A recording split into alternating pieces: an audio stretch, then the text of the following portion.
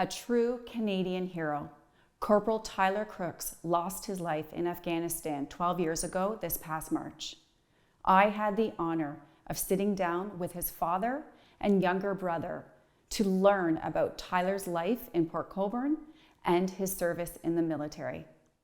What was Tyler like as a young child? Very mature at a young age, maybe because he grew up with us and stuff, but outgoing, always want to do stuff, outdoors type of kid, very mature. And then 7 years after Tyler's birth, you had Tage. What was life like growing up in the Crooks household with, a young Tage and Tyler? Good, in the sense that, Tyler would hang out with them and watch him.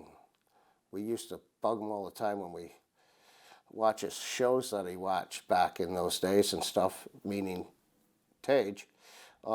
Great relationship.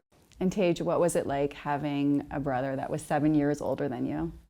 You try to emulate him in everything he does. I tried hockey, I talk like him. When his friends were around, I tried to be cool. I always looked up to him. He always took care of me, but, I tried to, as I got a little bit older, I got a little bit mouthier, trying to put him in his place, and being 7 years difference, that's quite the span. So I remember many a day I was hitting myself with my own fist, and I couldn't quite figure out why that was happening. But no, he was really good to me. He, when mom and dad weren't around, he almost raised me. When he moved to Ottawa, he really tried to push me to go to the U of Ottawa, so I come live with him. Like, he really took care of me a lot.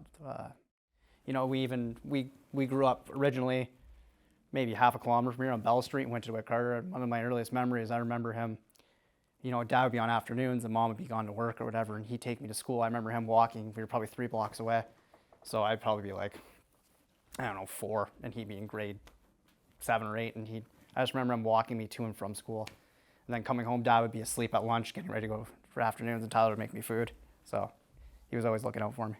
He's a natural leader. He always has been. People, if you look at his high school yearbooks, I sure brought them. You should see all the people talking about how great he was and how he was very liked. He just had that personality that, people gravitated to. Combine that with the hard work that he always did, his athleticism. He was a good shooter. He'd always go the extra mile. He was one of those guys that would bring people up around him. And I think that's why he probably excelled as well as he did. When he told you that he was interested in joining the military, what did you think? I didn't really think much of it, to be honest with you. I thought, it seemed something like it was right up his alley, something that he could do and excel at. And I really didn't have any worry about it because he was invincible to me. Tyler was sent to Afghanistan. When he let you know that was happening, what were your thoughts about that? Peacekeeping. End of story. That's what we were told. Yeah, they'd just be doing patrols, making sure, I think the big push, I think it was Operation Medusa, happened a few years prior. So that was the big push from the States and the Canadian forces to kind of clear out the Taliban. And then the Canadian contingent, which is about 2,000 troops, most of it was, like my father said, peacekeeping, making sure, that the insurgency didn't come back in, which you're kind of seeing happening now. Sadly, I'm sorry. Mm-hmm. Tyler's life was cut short on March 20th. Mm-hmm. How did you hear of his passing? I just remember hearing a knock at the door. And then again, think of it, and then I heard my mom, and then she kind of, yelled. And, I've done this before because my dad will test. Sometimes we'll have like a mouse or something else just scream, and I'll run down the stairs, and I was jumping 3 stairs at a time. And I remember jumping the final flight and hitting the floor, and I just remember my mom kind of walking away, and I'm like, I was really confused. I didn't know what was happening, and then 2 military officers told me what happened. They told him. He calls me. I just sat my coffee down, ran. Guys in the shop are going, what the heck's going on? Jumped in the truck. I don't think the tires hit the pavement from here to Shirk Road. And just seeing the 2 black coats there, and I'm like, you got to be joking.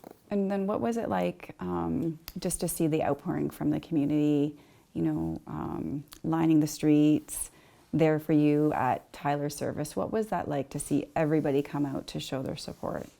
We went to Trenton, and then his body had to go to Toronto, and I think that took another week. So that's probably in the 4th week, and then I think we met him somewhere in Grimsby with a Cadillac and brought him. And it was from far side of Grimsby right to town. People just all over the place, you know, just showing respect. It was pretty overwhelming, seeing everyone, the Highway Heroes, seeing, you know, basically your whole town. My whole high school was there, family, friends. It just spoke to his character. People just gravitated to him, and it's pretty fitting. No, his death was no exception. We always remember him. We still have the empty chair. Doesn't matter how many times you change the table, move the chairs around, you still have that. There's so many things that he did for me that I just can't quantify. Like just showing me how to be a person, how to be a man. He learned from Dad, and Dad instilled these values into us, and he tried to pass them on. When Dad wasn't there, he was there for me. So those are the things I miss.